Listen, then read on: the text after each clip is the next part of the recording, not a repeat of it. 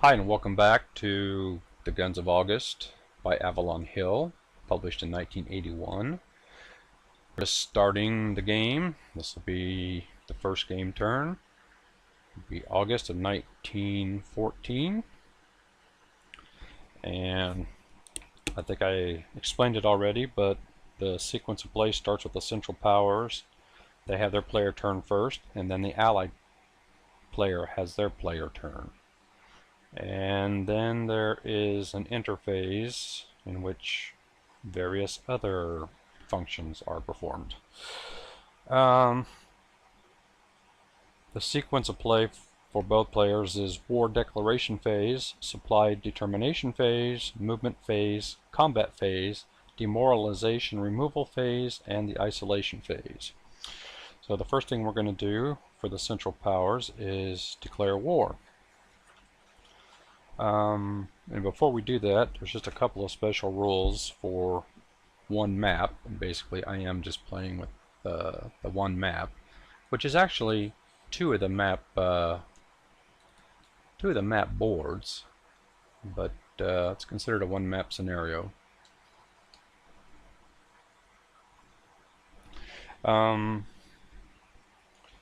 We have the Belgian deployment. Once war is declared on Belgium, their units must deploy in Antwerp and Liège, and they cannot retreat on any combat result during the first game turn.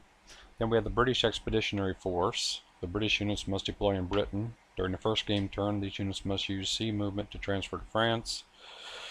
And we have special German movement phase, which is during the first game turn only. Immediately after the Central Powers combat phase, all German combat units on the West Front receive a special second movement phase.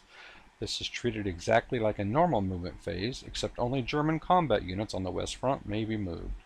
And then we have the French offensive doctrine. During the first game turn only, all French combat units which begin their combat phase in an enemy zone of control must participate in an attack. And that's pretty much it for the special 1914 rules. Okay, so for the first thing that we do in a player turn is declare war. Well, the Central Powers will declare war on both the Netherlands and Belgium. So these countries now go over to the Allied player, and he can set up their forces and now controls the forces and whatnot of that nation. I've already set them up. The Netherlands have theirs, and Belgium has their units. Both of them have their units on the board already. I'm going to do. I'm going to try and do a variation of the Schlieffen plan. I've got things pretty well packed up north. We're just going to run through the Low Countries, swing around, and try to get to Paris via the Low Countries in northern France. I think in the original plan as modified by Moltke, and I'm probably misspelling these names and places and such, and I apologize for that. I think he packed the line more evenly and sent more troops to Russia, to the Russian front.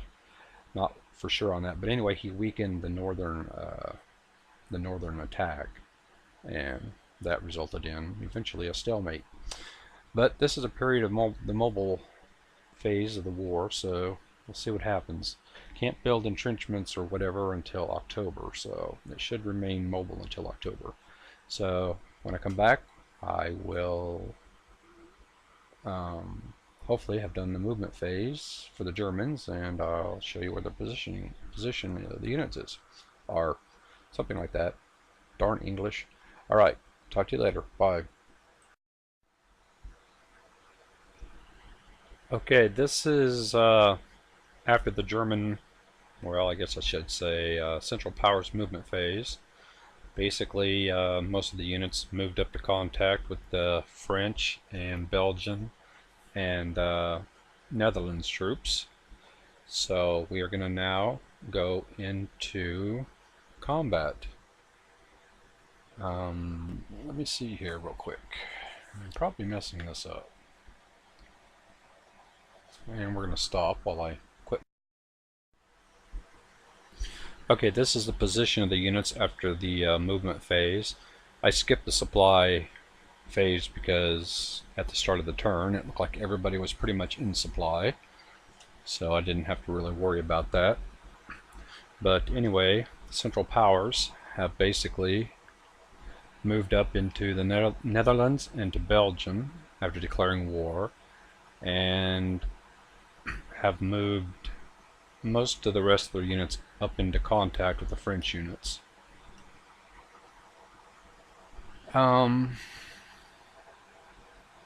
going to try and take out Liège and conquer the Netherlands and Belgium in the next turn, or this turn or the next turn, and then continue to press on into France. So anyway, that's where we're at now, and I'll come back when we're done with the combat phase.